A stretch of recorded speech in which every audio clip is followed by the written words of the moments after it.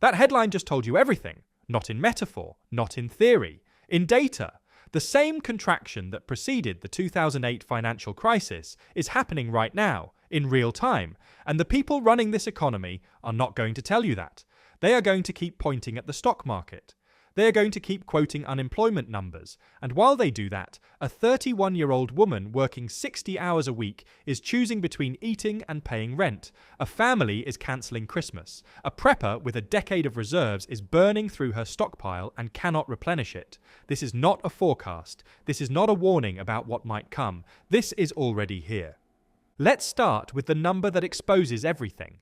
Real wages, wages adjusted for inflation, have been flat since the 1970s. Flat.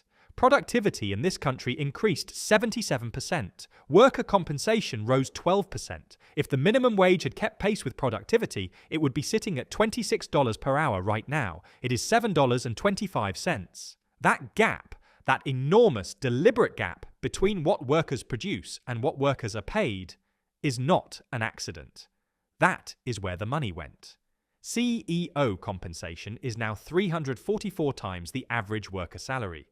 344 times. Your stolen wages have been funding stock buybacks for decades, and the S&P 500 hitting record highs is not a sign of a healthy economy.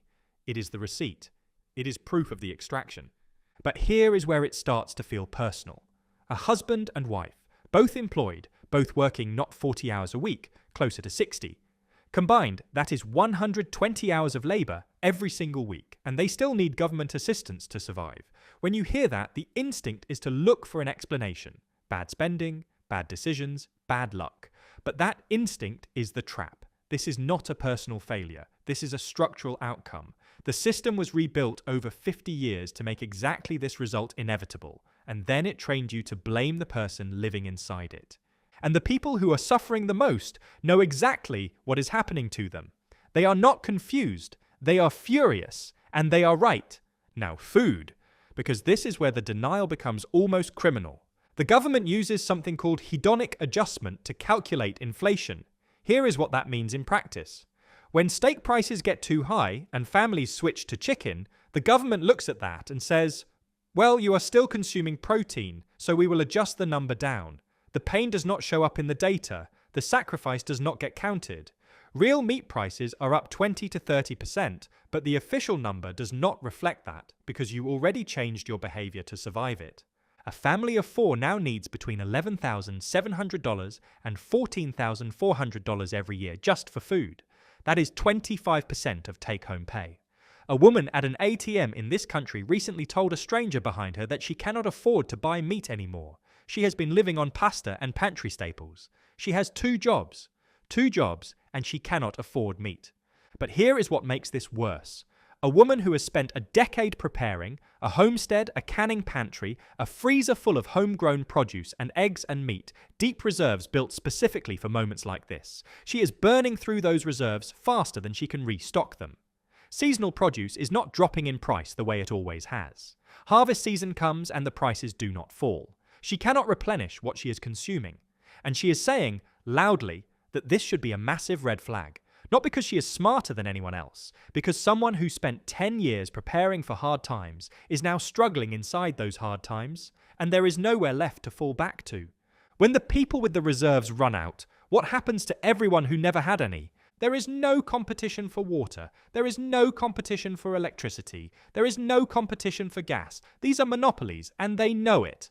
A woman in New York just received a water bill for $1,000. 2 months. $1,000 for water. Before electricity, before gas, before food, before rent. She called the utility company. They told her it was probably from watering her vegetables or her grass. That is the answer.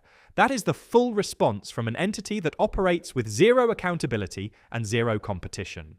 Utility companies operate as natural monopolies. Regulators, the people who are supposed to keep them in check, are frequently former utility executives. They approve rate increases under the language of infrastructure investment. The money then flows to shareholder dividends. American Waterworks posted 23% profit margins on water. On water, the average American household now spends over $5,000 annually on utilities alone. That is before food. That is before rent. That is the baseline cost of existing in this country. And it is being extracted by companies that face no consequences for extracting it. Now look at the credit markets, because this is where the system shows you exactly what is about to happen. Auto loan originations are a leading economic indicator. They predicted 2008 by 6 months. Right now, that data is showing the same contraction it showed in March 2020 and in 2008. The same shape, the same signal. The difference is what happened after March 2020. The Federal Reserve printed $4.5 trillion in stimulus, flooded the economy, and turned a crash into a boom. That is not happening now. Interest rates are sitting at 5.5%. The Fed is removing money from the economy, not injecting it. There is no rescue package being assembled. There is no quantitative easing on the table. The average car payment in America right now is $738 per month. Total annual ownership costs hit $11,400. Auto delinquencies are at their highest level since 2010. The credit is contracting. The defaults are rising. And the people who only know how to operate in a post-COVID economic environment, the salespeople, the managers, the industry professionals who have never experienced a pre-COVID downturn, they are about to find out what a real contraction feels like. This is where the system snaps. And the corporations that are watching all of this, watching people run out of money, watching credit dry up, watching families cut everything, they did not pull back. They got creative. Gambling advertisements now tell you to earn extra spending money. Not win big, earn spending money. Mobile game ads promise $200 a day or enough to cover your groceries for the week. One, that is not real. You are going to lose. But the more revealing one, the one that tells you everything about where we are, is the ad that offers a predatory microloan so you can buy a smoothie. A $12 smoothie. Buy now, pay later, no interest, except the merchant fees get passed back to you, and if you miss a payment on that $12 purchase, the late fee is $7 to $10. That is a 58 to 83% penalty on a smoothie. People used to get trapped in predatory loans for cars, for appliances, for things with significant value. Now the same financial trap is being built around $12 purchases. The industry has exhausted every other demographic. It has worked down to the bottom. And the fact that a corporation looked at broke, struggling Americans and decided the next market was their last $12, that is not just predatory. That is a confession. Americans are carrying an average of $6,500 in credit card debt at a 24.37% APR. That is $1,584 every year in interest alone, just to stay in place, just to not fall further behind. Here is a sign most people would never think to watch. Pet ownership is declining for the first time since the 1980s. Shelter surrenders are up 23%. The number one reason people give when they surrender an animal: financial hardship. The average dog costs between $1,500 and $2,000 per year to own. People are giving up their companions.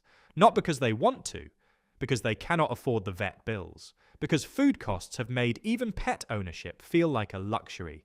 This is depression-level stress made visible in the most human way possible. And the $136 billion pet industry contracting does not just hurt pet stores and veterinarians. It cascades through the entire economy the same way every other contraction does. Multi-generational housing is now at 20%, the highest it has been since the 1950s. A house used to cost 2 to 3 times a person's annual income. Today it costs 7 to 8 times. In major cities, 12 to 15 times. The median home price is $417,000. The median income is $74,000. A 3.5% down payment on that home is $83,400. At a 3.5% savings rate, it takes 32 years to save that amount. 32 years, before interest rates, before rent increases, before a medical emergency, before a car breaks down. The math does not work, and it was designed not to work. Fewer people can form independent households, fewer marriages, fewer children, fewer purchases. Japan followed this exact pattern across its lost decades.